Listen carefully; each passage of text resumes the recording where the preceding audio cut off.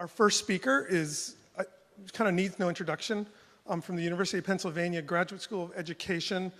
His book, Who Controls Teachers' Work, is kind of a seminal volume in this area. Please welcome Richard Ingersoll. Changes. Turn and face the strain. Changes. Don't wanna be a richer man. Good morning. Okay. Well, I do a lot of research on elementary and secondary teachers and the teaching force, mostly in the U.S. And a couple years ago, we started on a project to see, well, in what ways, if any, has the teaching force, a very, very large occupation in the U.S., changed at all in recent decades? We weren't really sure what to expect, and this is a project I do with my a doctoral student, Lisa Merrill, who's here. And we were very surprised by what we found. The teaching force is indeed changing dramatically in very big ways with very big implications. And a lot of these changes, these trends, as far as I can see, no one's really aware of. Researchers, the public, school people, policymakers. But they will soon become aware of them, I feel, because there's very big implications. And today, in my 11 and a half minutes, I guess, I'm just going to try to very succinctly go through 4 of these changes. There's a bunch of them, and we have a paper with more details. We have copies out here on a table out in the foyer, and we also, stuff is available on our webpage. So, how has it changed? The 4 I'm going to talk about today is the teaching force is much, much larger. It's ballooned in size. The teaching force has become a huge occupation of beginners. It's what we call greening. The teaching force is becoming more and more female. It's now past the 3/4 mark. And finally, the teaching force is far less stable. Huge numbers, more beginners, more females sticking around less long. Those are the big changes I'm going to talk about today. And for each one, there's 2 big questions that are going to jump out. There's the why question. Well, why is this happening? What's going on here? And then there's the so what question. What are the implications and the consequences? And for a lot of these questions, I'm sorry to say, we have far more questions than answers.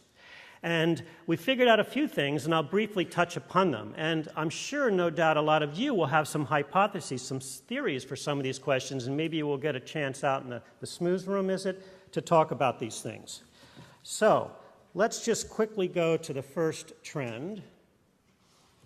Ballooning. Census tells us that teaching is the largest occupation in the nation. Almost 4 million teachers now. And it's getting even larger all the time. So these bars are from the 20-year period from the late 1980s to 2008. And the white bar here is that students basically increased almost 1/5 during that 2-decade period. The teaching force increased at 2.5 times that rate, a 48% increase in the number of teachers employed, far outstripping the student base. Now, why is this? Why is there this huge increase in the number of teachers? That's a really good question. One answer is, well, class size reduction. Many states have lowered class sizes over the last couple decades. That means we've had to hire more teachers. And yes, it's true that at the elementary level, class size has gone a little bit down. But at the middle and secondary level, if anything, class size has gone up in this country. That doesn't really explain it. Another big piece is special education. Special education has ballooned more than the ballooning in this country. But to tell you the truth, we do not yet fully understand the source of this ballooning. But certainly there's good reasons to understand. Think of the implications here. So in any school district, the biggest budget item are teacher salaries. I see this as a ticking time bomb. I mean, how is it going to be paid for? How can this continue? Where the numbers of teachers is going up at 2.5 times the client base. So, next trend. Well, for years we've heard about this graying, this aging of the teaching force. That's been sort of a big theme. To tell you the truth, that's really pretty much done. In fact, what we have is a second opposite trend. We call it greening. Because of this massive hiring, there's been a huge, massive increase in the numbers of beginners in this large occupation. And let me illustrate this. So in the late 1980s, this is what we call an experience distribution. So the horizontal axis is number of years of teaching experience teachers have, and the vertical axis is numbers of teachers with those years of experiences. And hopefully you can see it in the back, but the highest peak is about 15 years. That means in the late 1980s, the modal, the most typical teacher, was a 15-year veteran, and then there was fewer, more senior people and fewer beginners. All right, so that makes sense. Let's flash forward 2 decades. 2008, that's the green mountain. Far left, this ballooning. So in the late 80s, we had something like 50,000 first-year teachers. Now the modal, the most frequent teacher, the most typical teacher, is not a gray-haired veteran. They're someone in their first year.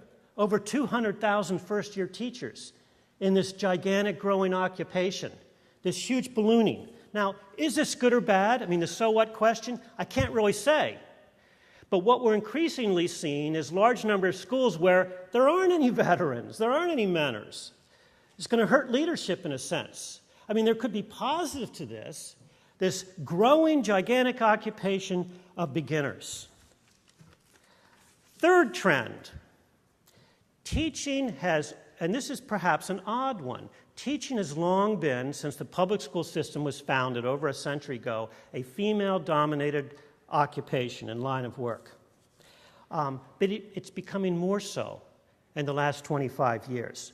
Now that may seem odd, and let me show a slide here. So in the early 1980s, 2/3 of teachers, 66%, were female. 07, 08, it's just crossed the 3/4 mark, 76%. Currently, and we're going to get the new data soon, we may have passed the 80% mark. 8 out of 10 of all teachers, women.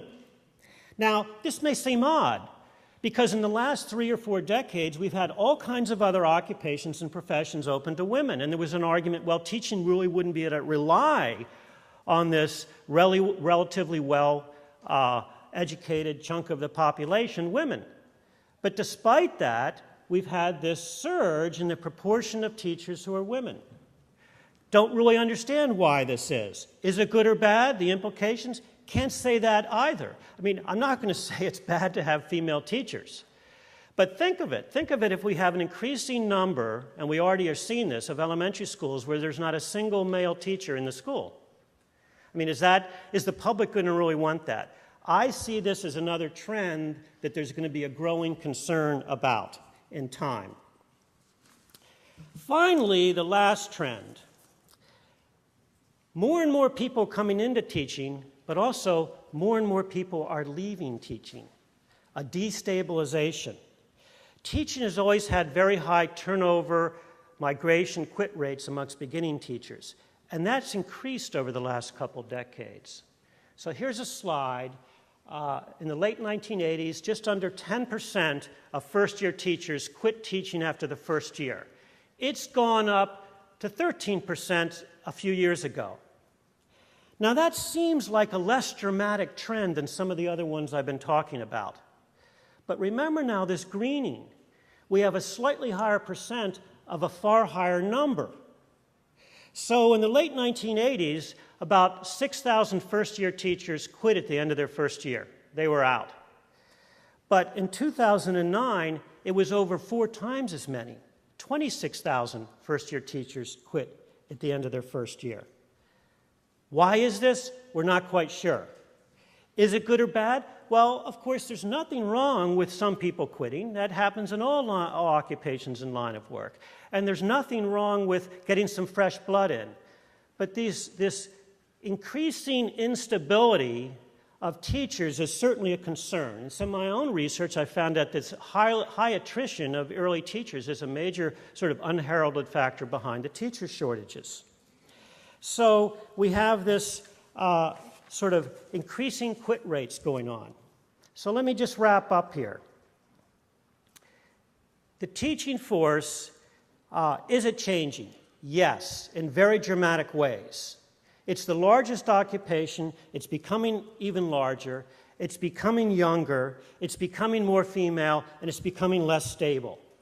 Huge, huge changes going on here. So we have this, and think of it also, the biggest portion, beginners, of the biggest occupation, teaching, are less and less stable all the time. Now, but the other thing I mentioned at the beginning is this is not really noticed that much. There's these huge changes going on with very big implications that I'm not sure anyone is really on top of. So, and also I see perhaps not good implications for the very theme of this conference, professionalizing teaching. A mass occupation of beginning females, for good or bad, this doesn't bode well for raising the prestige and profession of this line of work. However, perhaps there's, I'll just close here, perhaps there's an irony in all this.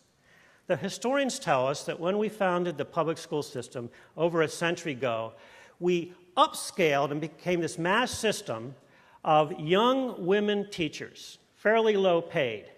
And it was designed to be a temporary line of work before they took their real job, which was being a mother and raising the next generation. So in some ironic way, perhaps this isn't a new face, we're returning to an old face. Thank you very much.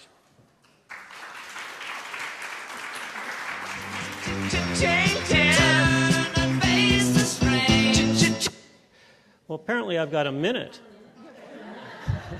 So, do we have a question? And you'll need to speak up, sort of like in the press club. Back here.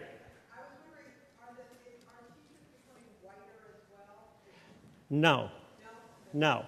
That's another trend I didn't have time to go into. There's been a rapid diversification, which is also somewhat surprising because we continually hear the teaching force doesn't look like America. There's actually been a 100% increase in the number of minority teachers and during this 20-year period. A question here. How much of the greening and the churn been attributed to TFA and programs like it? The question is, how much is the greening and the churn can be attributed to Teach for America and that kind of thing? Well, very little. The truth is, given that this is a huge occupation, things like Teach for America, while they get a lot of attention, and perhaps rightfully so or wrongfully so, are actually a drop in the bucket. It's really small potatoes. I mean, several thousand a year. I mean, this is almost 4 million teachers in this occupation. But you're getting at the why question, which is a good one. I mean, what's driving a lot of this? And Teach for America is just a tiny piece. Am I? Yes. Thank you very much.